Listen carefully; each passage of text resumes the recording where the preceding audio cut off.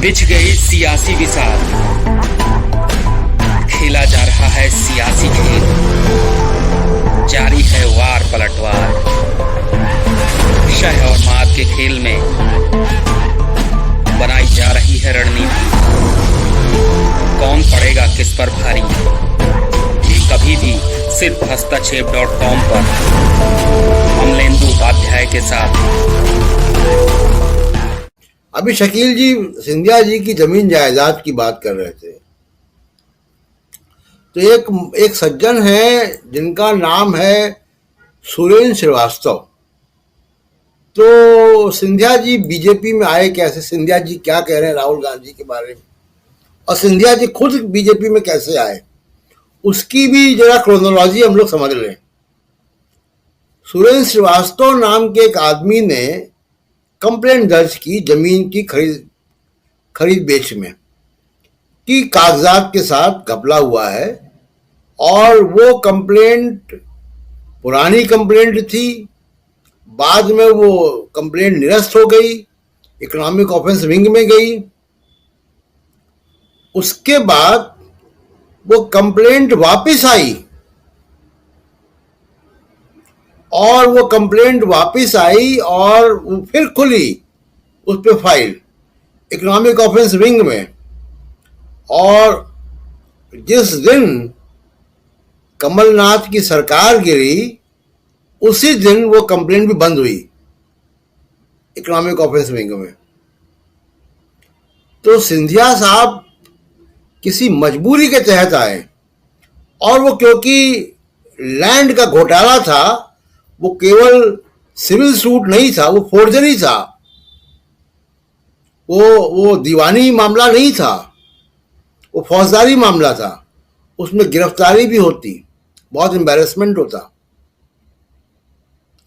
तो बीजेपी जिस तरीके से करती रही है, वो वही डोरे बीजेपी ने इनके ऊपर भी डाले, और वो मुकदमों की या ईडी की या सीबीआई की इस तरीके के घोटालों की पिस्तौल इस तरीके के नेताओं के कनपटी पे हमेशा रहती है, और इसी डर के वो बैठते हैं बेचारे कैमरों के सामने, क्योंकि वो कंप्लेंट फिर खुल जाएगी। भाई एक बार खुली, फिर बंद हुई, फिर दोबारा खुली कंप्लेंट, और फिर वो बीजेपी में गए, तो वो कंप्लेंट तीसरी बार भी तो खुल सकती है ना। तो ये जो सिंधिया जी का या गुलाम नबी आजाद के बारे में बहुत सारी बातें हो गई। देखिए, मुख्य मुद्दा राजीव जी क्या है, मुख्य मुद्दा जो हमको दिख रहा है उससे बड़ा है। बीजेपी का जो आधार है, जो बीजेपी दो चुनाव बीजेपी ने जीते हैं, जो मोदी जी का आधार है, जो राहुल गांधी पर वो आरोप लगा रहे हैं, क्यों ये ओबीसी का आरोप लगा रहे हैं, जरा इसको समझा जाए राजीव जी, कि ये ओबीसी पे का अपमान किया राहुल गांधी ने, इसका आरोप क्यों लगा रहे हैं। बीजेपी के खिलाफ और कांग्रेस के इर्द गिर्द जो जमा हो रहा है, वो सब ओबीसी पार्टियों का जमा हो रहा है। जो सामाजिक न्याय मोर्चा बन रहा है स्टालिन का, वो ओबीसी समाज का है। उनकी डिमांड क्या आ रही है, जातिगत जनगणना। किसकी डिमांड है ये ओबीसी समाज की डिमांड है ना, क्योंकि जातिगत ट्राइबल समाज की होती है, मुसलमान की भी होती है। जिसकी नहीं होती है वो यही समाज है जिसके आरक्षण का आधार 1931 की जनगणना, अंग्रेज के जमाने की मंडल कमीशन का जो आधार है।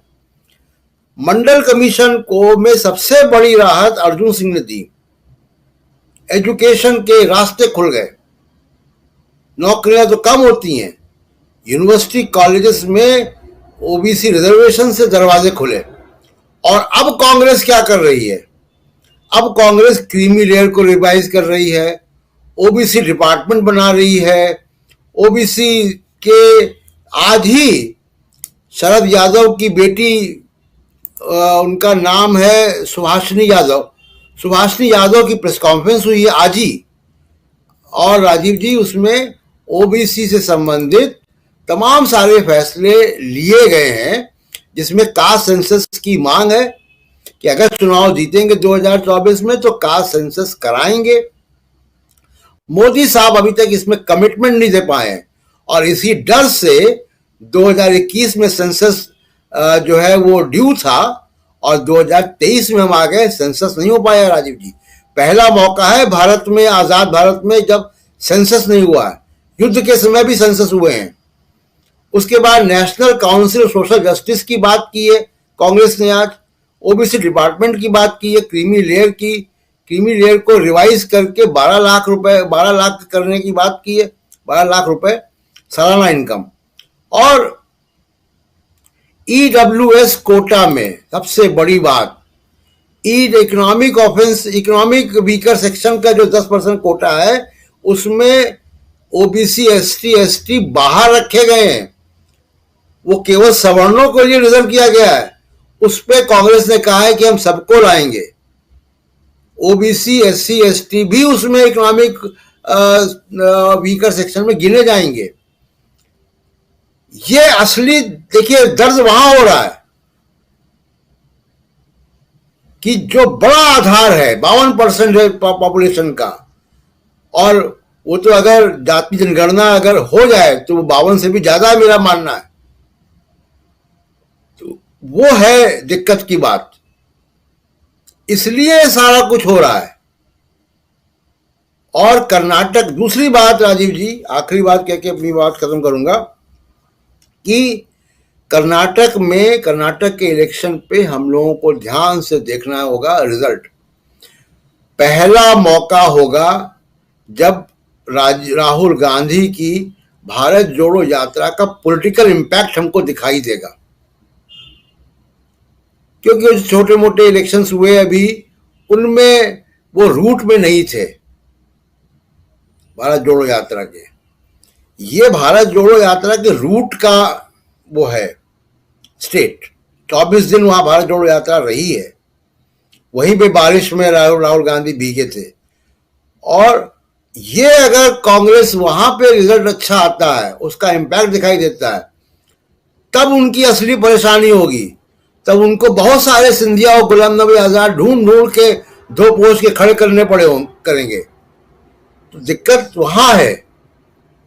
और बाकी तो अडानी और वो सारा कुछ तो अपनी जगह है ही है, लेकिन जो असली दिक्कत है कि वो जो जमीन खिसक रही है आधार की, और जो बात मैं बार बार कहता हूं कि बीजेपी ने और आरएसएस ने इनको दुनिया बड़ा चतुर समझती है, लेकिन 9 साल मैं कहूंगा कि वेस्ट किए कि आपने साउथ में एक्सपेंशन नहीं किया। बीजेपी आज हिंदी बेल्ट की पार्टी है, और हिंदी बेल्ट में अगर फिर वो हो गया कि मिले मुलायम काशीराम वाला मामला, तो फिर हवा में उड़ जाएंगे।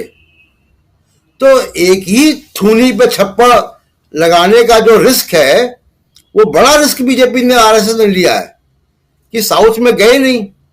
आप हिंदी का दही जमाने की कोशिश कर रहे हैं, वो नहीं जमेगा। हिंदुस्तान से आप हिंदी बेल्ट के बाहर नहीं जा पाएंगे। जो पश्चिम में बीजेपी का आधार था, उसमें आधा हो गया है शिवसेना के बाहर जाने से। तो आधार भौगोलिक तरीके से और सामाजिक स्थिति, दोनों तरीके से आधार को चुनौती हुई है, और परसेप्शन तो अडानी और तमाम चीजों की वजह से नीचे गया ही गया है। उसमें ये हारे हुए कैंडिडेट, ये जमीन घोटालों से बचे हुए लोग, ये कश्मीर के रहने वाले जो महाराष्ट्र चुनाव लड़ते रहे और कांग्रेस के दम पे आते रहे लोकसभा में, ये इस समस्या का निदान नहीं है। ये छोटे लोग हैं, इसकी समस्या बड़ी है बहुत, राजीव जी। बिल्कुल। और सबसे बड़ी बात कि हिंदी का दही जमाने की कोशिश आप करेंगे, और दक्षिण में बिछ गई सियासी विसार, खेला जा रहा है सियासी खेल, जारी है वार पलटवार, शह और